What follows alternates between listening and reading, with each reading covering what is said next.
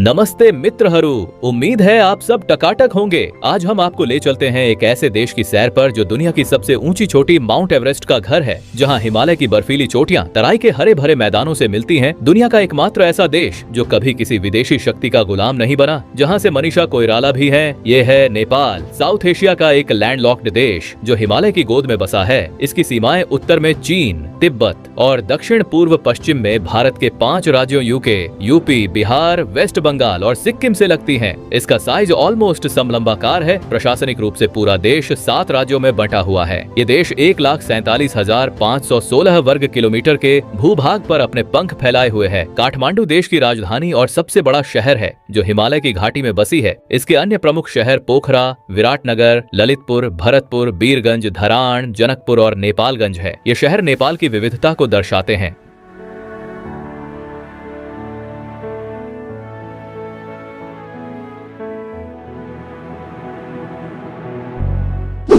नेपाल अपनी geographical structure के कारण 3 प्रमुख क्षेत्रों हिमालय, पहाड़ और तराई में बटा हुआ है और ये क्षेत्र ऊंचाई, जलवायु तथा जीवन शैली में एक दूसरे से पूरी तरह अलग है। हिमालय क्षेत्र भारतीय टेक्टोनिक प्लेट और यूरेशियन प्लेट के बीच लाखों सालों से चल रहे टकराव का परिणाम है। इसी निरंतर टकराव की वजह से नेपाल पूरी तरह अर्थक्वेक प्रोन एरिया बन गया है और 2015 का गोरखा भूकंप, जिसमें 7.8 मैग्नीट्यूड की तीव्रता के साथ लगभग 9,000 लोगों की जान गई तथा लाखों बेघर हो गए, इसी प्लेट टकराव का जीवंत प्रमाण है। इसके हर मुश्किल हालात में भारत हमेशा मदद किया है। फिर भी नेपाल के कुछ नफरती चिंटू भारत को हेट करते दिखते हैं। उनके लिए अक्षय खन्ना और सन्नी देओल ही काफी है।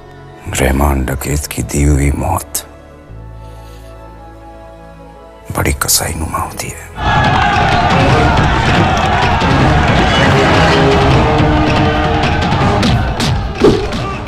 नेपाल की प्यास सप्तकोशी यानी कोशी, गंडकी और कर्णाली जैसी नदियां बुझाती हैं, जो हिमालय से निकलती हैं और हिमालय का अपर्दन इन नदियों के माध्यम से भारी मात्रा में गाद लेकर जाता है, जो लास्ट में हिंद महासागर तक पहुंचता है। स्पेशली सप्तकोशी नदी नेपाल से ढेर सारी गाद बिहार की ओर ले जाती है, लेकिन वहां ढलान बहुत कम होने के कारण भयंकर बाढ़ आती है। नदी का रास्ता बार बार बदलता है और इसी वजह से इसे बिहार का दुख कहा जाता है। इस देश में 5 सीजन्स होती हैं, ग्रीष्म, मानसून, शरद, शीत और वसंत, जो देश की प्राकृतिक सुंदरता को और भी खास बनाती है। देश का जंगल क्षेत्र करीब 56,924 वर्ग किलोमीटर है, जो कुल भूमि का 40.36% है और अगर झाड़ीदार भूमि को भी जोड़ दें तो कुल वन कवर 40.74% तक पहुंच जाता है। हिमालयी मोनाल, जिसे दानफे भी कहते हैं, नेपाल का राष्ट्रीय पक्षी है, जिसके रंग बिरंगे पंख देखकर हर कोई मोहित हो जाता है। एक दुर्भाग्य की बात यह है कि नेपाल को लगातार दुनिया के सबसे प्रदूषित देशों में से एक माना जाता रहा है। अब बात ध्वज की। नेपाल का ध्वज दुनिया का एकमात्र गैर आयताकार राष्ट्रीय ध्वज है, 2 त्रिकोणों से बना, लाल रंग का, नीली बॉर्डर के साथ, जिसमें सूर्य और चंद्रमा के प्रतीक हैं।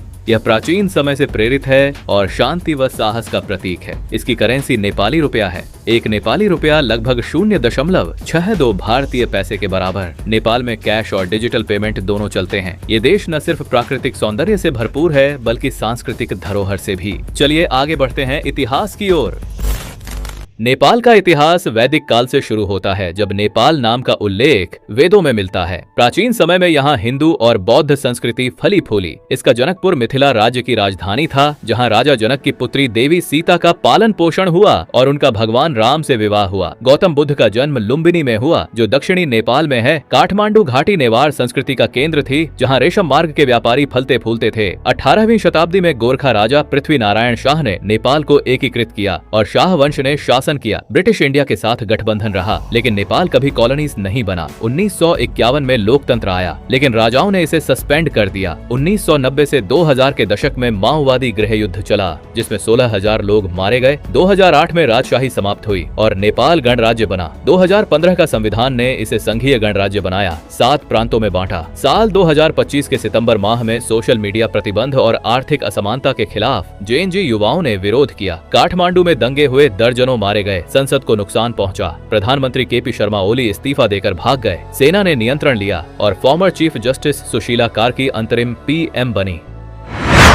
नेपाल भारत की तरह एक सेक्युलर देश यानी एक बहुजातीय, बहुभाषी, बहुधार्मिक और बहुसांस्कृतिक संप्रभु राज्य है, जिसकी आधिकारिक भाषा नेपाली है और बोली भी जाती है, लेकिन मैथिली, भोजपुरी और थारू भी बोली जाती हैं। नेपाल के लोग नेपाली कहलाते हैं। इसकी जनसंख्या लगभग 3 करोड़ है। धार्मिक चश्मे से देखें तो दुनिया में भारत के बाद सबसे ज्यादा हिंदू आबादी वाला देश नेपाल है, जिसमें हिंदू 81%, बौद्ध 9% और सबसे कम मुस्लिम 4% हैं। जनसंख्या घनत्व देखें तो तराई में ज्यादा, पहाड़ों में कम है। 18% के साथ शहरीकरण लेकिन तेजी से बढ़ रहा। इस देश के 77.4% लोग पढ़े लिखे हैं। यहाँ की लड़कियाँ बेहद ही खूबसूरत होती हैं, जैसे कोई मिस यूनिवर्स या स्वर्ग से आई हुई अप्सरा हो। जहाँ हर 1000 लड़कों पर करीब 1100 लड़कियाँ राज करती हैं। इनकी संख्या इसलिए ज्यादा है क्योंकि काम करने के लिए लड़के विदेशों में प्रवास करते हैं। क्रिकेट और फुटबॉल यहाँ पॉपुलर खेल है। नेपाल ODI में कई मैच और सीरीज जीते हैं, लेकिन ओलंपिक में कोई ऑफिशियल पदक नहीं जीता।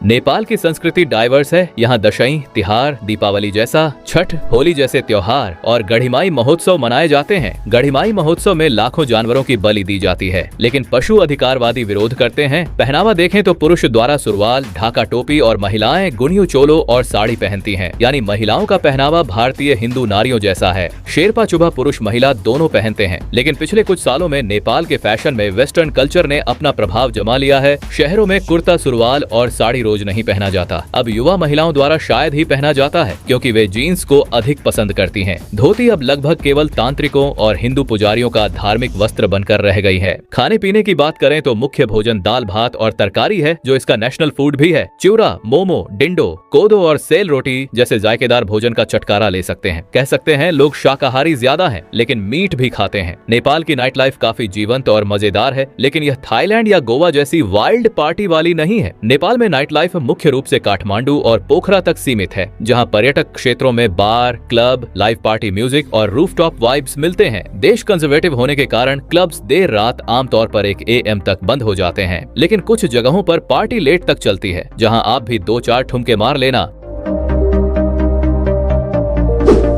नेपाल में घूमने का अपना एक अलग ही मजा है। आप माउंट एवरेस्ट पर ट्रैकिंग कर सकते हैं, पोखरा के झीलों में नाव पे बैठ सकते हैं और पैराग्लाइडिंग कर सकते हैं। बुद्ध के जन्म स्थान लुम्बिनी में बौद्ध संस्कृति को महसूस करिए। चितवन के जंगलों में सफारी करते हुए जीवों से बात करिए। काठमांडू के पशुपतिनाथ और स्वयंभूनाथ मंदिर में माथा टेकिए और राजा जनक की जनकपुर में सीता माता का बचपन देखिए। नेपाल और भारत का रिश्ता भाई बहन जैसा है। दोनों देशों के बीच खुली सीमा है, कोई वीजा नहीं, लोग स्वतंत्र आ जा सकते हैं। बस आपके पास वैलिड गवर्नमेंट ID होनी चाहिए।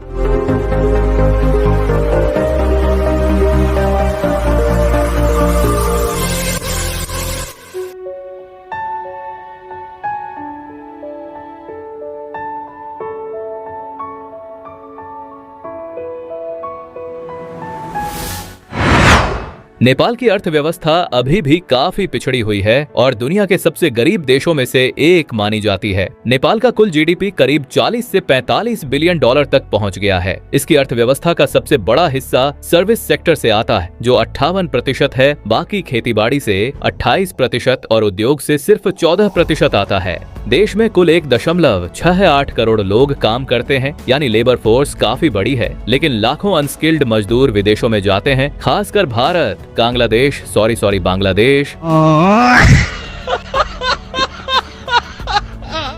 गल्फ देशों, मलेशिया और कोरिया में ये मजदूर वहाँ से पैसे भेजते हैं, जो GDP का 25 से 30% तक बन जाता है। दूसरे देशों से आने वाला पैसा अर्थव्यवस्था का सबसे बड़ा सहारा है, वरना पेट पालना मुश्किल हो जाता है। खेती में मुख्य उत्पाद चावल, मक्का, गेहूं, दालें, आलू और गन्ना है। उद्योग में पर्यटन सबसे बड़ा है। यहाँ हर साल 1 करोड़ पर्यटक आते हैं। उसके बाद कालीन, बुनाई, कपड़े, सीमेंट और छोटे मिल चलते हैं। 60% से ज्यादा व्यापार भारत के साथ होता है, यानी सबसे बड़ा ट्रेड पार्टनर भारत है। एक्सपोर्ट में रेडीमेड कपड़े, कालीन, दालें और हस्तशिल्प मुख्य हैं। इंपोर्ट में मशीनरी, पेट्रोल, सोना, रासायनिक उर्वरक और इलेक्ट्रॉनिक सामान आते हैं। अच्छी बात यह है कि गरीबी में बहुत बड़ी कमी आई है। अब एक्सट्रीम गरीबी लगभग खत्म हो चुकी है। सिर्फ 0.3 से 0.4% रह गई है। रेमिटेंस, पर्यटन और सरकारी कोशिशों से काफी सुधार हुआ है। फिर भी नौकरियां कम है, उत्पादकता कम है और रेमिटेंस पर ज्यादा निर्भरता बड़ी समस्या बनी हुई है।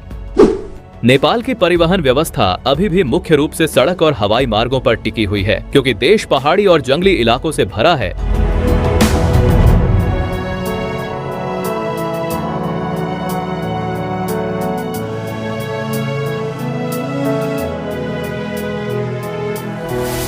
जिससे रेल और पानी का रास्ता बहुत कम है। कुल सड़क नेटवर्क 36,000 किलोमीटर से ज्यादा है। शहरों में खासकर काठमांडू और पोखरा में बसें, माइक्रोबस, टैक्सी और अब इलेक्ट्रिक बसें चल रही हैं। ट्रैफिक जाम बहुत आम है, खासकर काठमांडू वैली में, और ओवरलोडेड बसें सुरक्षा की चिंता बढ़ाती हैं। लेकिन अच्छी बात यह है कि 2026 में इलेक्ट्रिक पब्लिक ट्रांसपोर्ट काफी बढ़ गया है।